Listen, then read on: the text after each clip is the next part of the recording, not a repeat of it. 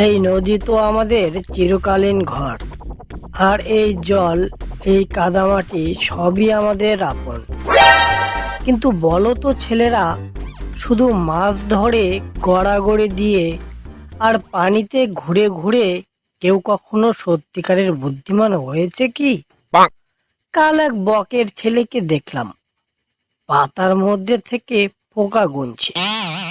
তারা তো শিখছে, আর আমরা আমরা কি শুধু শ্বাস প্রশ্বাসেই জীবন কাটাবো? না না, আমি চাই তোমরাও শিক্ষিত হও, গর্বে যেন বলতে পারি ওরা আমার ছেলে।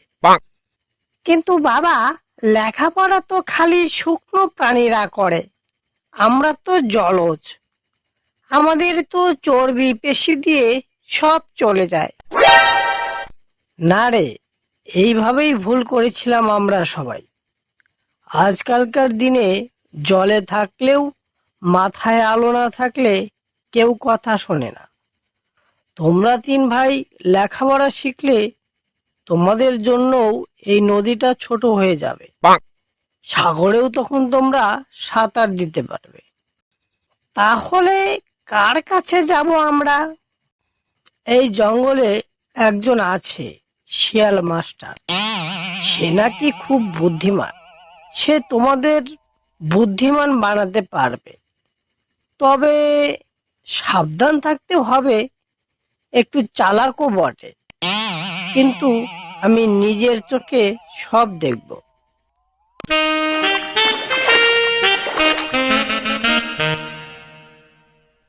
শিয়াল ভাই, ও শিয়াল ভাই, শিয়াল ভাই আছেন নাকি? একটু সময় দিবেন কি আমাকে?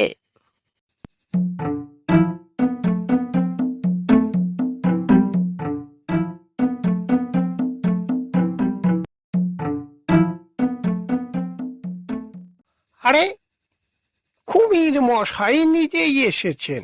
কি আশ্চর্য! আমার এই ছেঁড়া গর্ত আর যেন সিংহের প্রাসাদ হয়ে উঠল মনে হয়। বলেন বলেন, আপনার মতো স্রোতদের সামনে তো মাথা নত করতে হয় বাবু। আপনি তো এই বনের জ্ঞানী ব্যক্তি। আমি আমার ছানাগুলোর ভবিষ্যতের কথা ভেবে আপনার কাছে এসেছি। চাই আপনি তাদের একটু পড়ান, শেখান। আপনি রাজি থাকলে আমি প্রতিদিন খাবার নিয়ে আসব। ও, এটা তো আমার জন্য গর্বের ব্যাপার। কিন্তু আপনি জানেন তো, ওরা তো কুমির। ভেজা গায়ে তো আর আমি বই ধরাতে পারি না। তবে হ্যাঁ, আমি একটু মাছ মাংস পাই, মানে শিক্ষাদান করার সময় তো বুঝতেই পারছেন, শক্তিরও দরকার হয়। আপনার জন্য আমি সব দেব, শুধু আমার ছানাগুলো মানুষ করে দিন। তবে ঠিক আছে, আমি কাল থেকেই ওদের ক্লাস শুরু করব। আপনি নিশ্চিন্তে থাকুন, আমি নিজের বাচ্চার মতোই দেখব ওদের।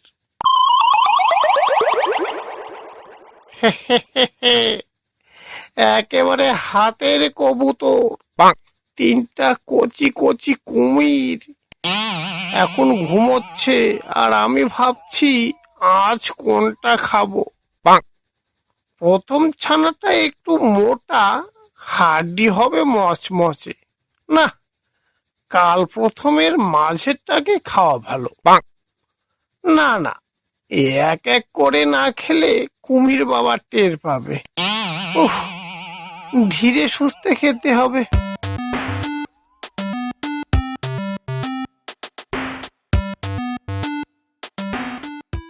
ওই, এই শিয়াল তো ভয়ঙ্কর। আমরা এখানে থাকলে কেউ আর সকাল দেখবো না রে। চল চল, বাবাকে সব বলতে হবে। সে জানে না কি সর্বনাশ হতে চলছিল।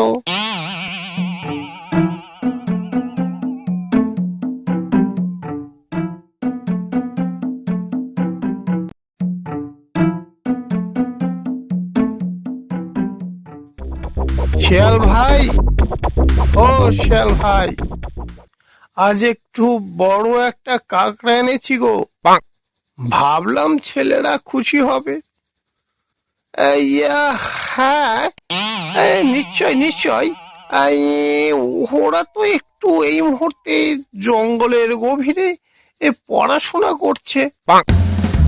বাবা, আমরা পালিয়ে এসেছি। শিয়াল মাস্টার আমাদের খেতে চাইছিল।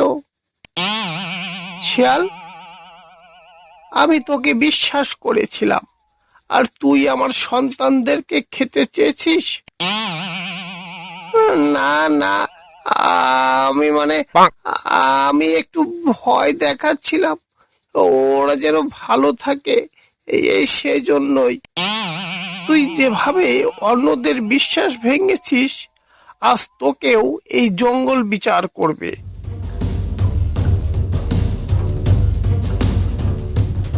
শিয়াল, তুমি জ্ঞানের নামে ভণ্ডামি করেছো, শিশুদের হত্যা করতে চেয়েছো।